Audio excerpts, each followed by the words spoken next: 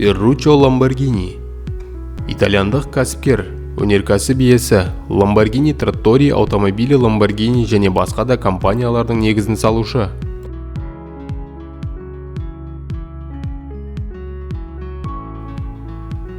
Ferruccio Lamborghini 1916 жылы 29 сәуірде Чентоға жақын жердегі Ренаццо деген ауылда дүниеге келген.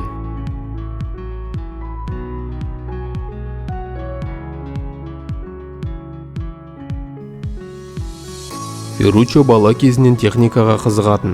Ата-анасы баласының қызығушылығын байқап, ферма қораларының бірінен шеберхана жасап берген.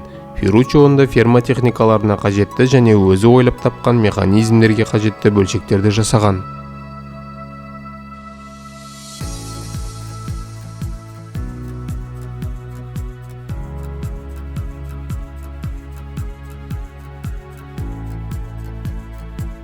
Соғыс аяқталған соң Ferruccio туған ауылына оралып, әскери техникаларды ауыл шаруашылығы қажетіне бейімдеумен айналысқан. Біраз жетістікке жеткен соң ол Lamborghini Trattori SPA компаниясының негізін салған. 1949 жылы ол өзінің алғашқы тракторын жасап шығарған.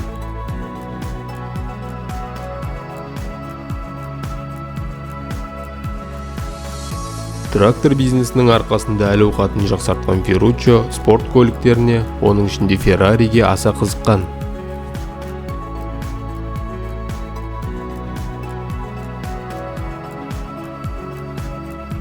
Ferruccio не себепті Lamborghini фирмасын құрғандығы туралы бірнеше нұсқалар бар. Бұл нұсқалардың барлығы Enzo Ferrari мен Ferruccio Lamborghini арасындағы қақтығыспен байланысты.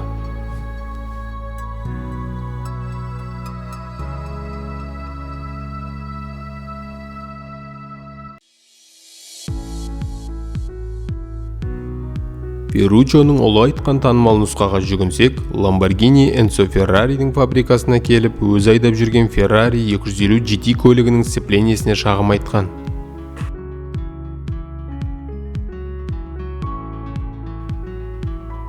Enzo Lamborghini'дің одан әрі трактор жасаумен айналыса беруін өтініп, спорт көліктері туралы не түсінесің деп айыптаған.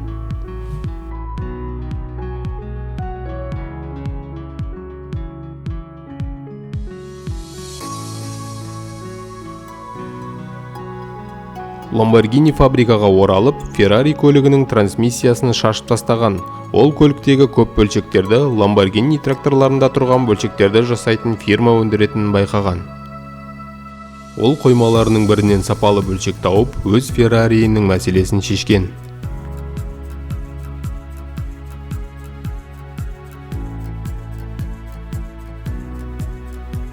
Ferruccio көлік жасауға бел буып, өз автомобиліне V12 қозғалтқышын қоюды жөн санаған.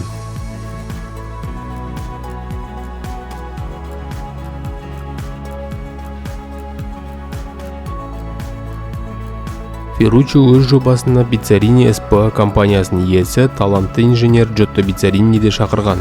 Bizzarini бұған дейін Ferrari автокөліктеріне V12 қозғалтқыштарын жасаумен айналысқан.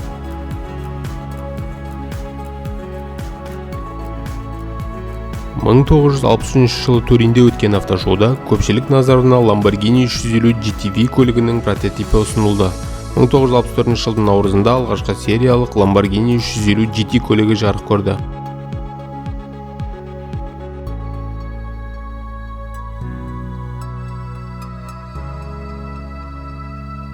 Сериялық нұсқаның сатылымы жоғары болды. Бұқа жылы туылған Ferruccio бұқа бейнесі бейнеленген логотипті жасап шығарды.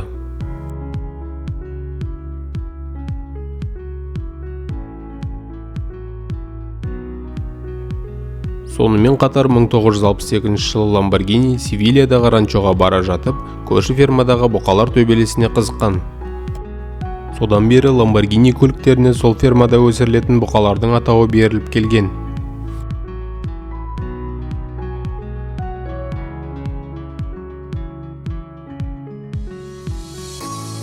GT-дан кейінгі Lamborghini 400 GT көлігі де сәтті болып, компанияға көп қаржы алып келді.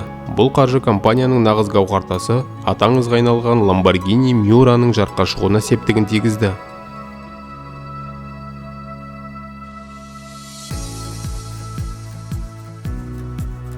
Бұл Ол көліктің прототипін 1965 жылы Ferruccio Туринде өткен автошоуда көпшілікке өзі көрсетті, ал 1966 жылдың наурызында Женевада өткен автожәрмеңкеде сатылымға шығатын нұсқасы көрсетілді.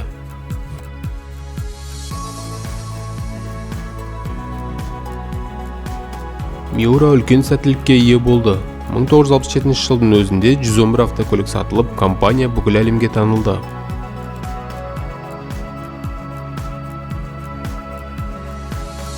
мың 1971 жылы Lamborghini жаңа революциялық модель Lamborghini Countach'ты көрсетіп, әлемді таң қалдырды.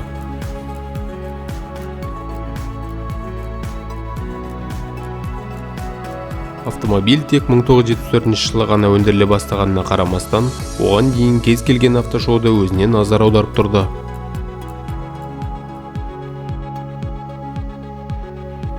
Прототип сол кезде сәнге айналған жоғарғы қарай ашылатын есік, артқы ауа тартқышпен қуатты 4 литрлік қозғалтқышқа ие болды.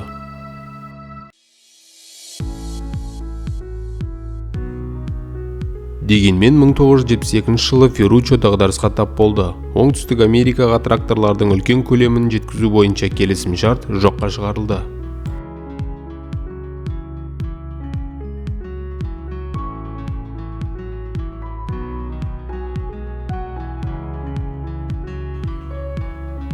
Қаржының жетіспеуінен Ferruccio трактор бизнесіндегі үлесінің бір бөлігін Fiat компаниясына сатуға мәжбүр болды.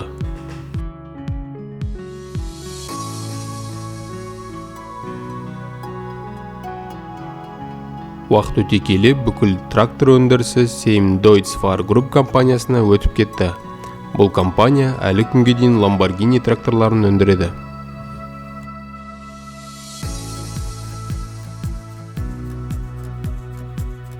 70 жылдары Lamborghini Countach'тың сәтті сатылымдарының арқасында компания жұмысын жалғастырып келді.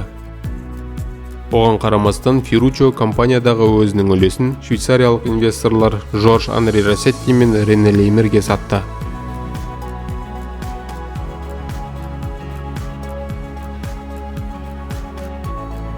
Компанияның Chrysler корпорациясына өтуі кезекті таң қаларлық жағдай болды. Бұл уақытта Countach'тың ізін басушы Lamborghini Diablo'ны жасау жұмыстары қарқынды жүріп жатты.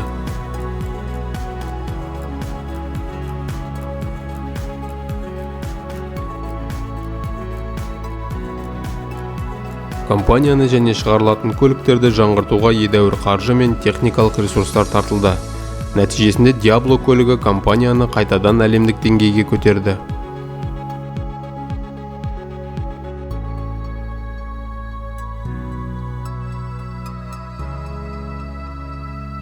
Мың 1994 жылы Chrysler корпорациясы қаржылық қиыншылықтарға байланысты Lamborghini компаниясын индонезиялық Megatech инвестициялық тобына сатып жіберді.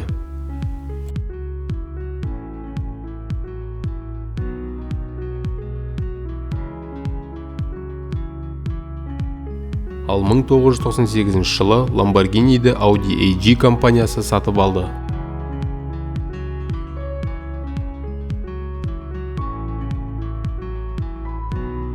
Компанияның жаңа иесі шығарылатын көліктердің дизайніне үлкен ықпалын тигізді.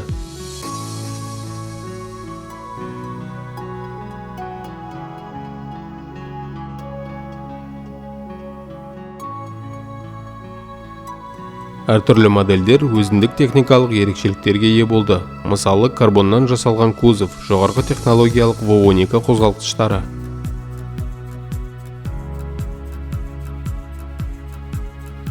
1974 жылы Ferruccio Италияның Умбрия деген жерінен 740 акр жер сатып алды.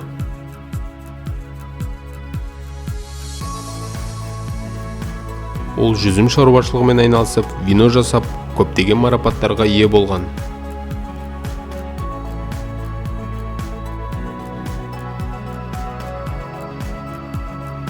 Ferruccio Lamborghini 1993 жылы 20 ақпанда жүрек талмасынан қайтыс болды.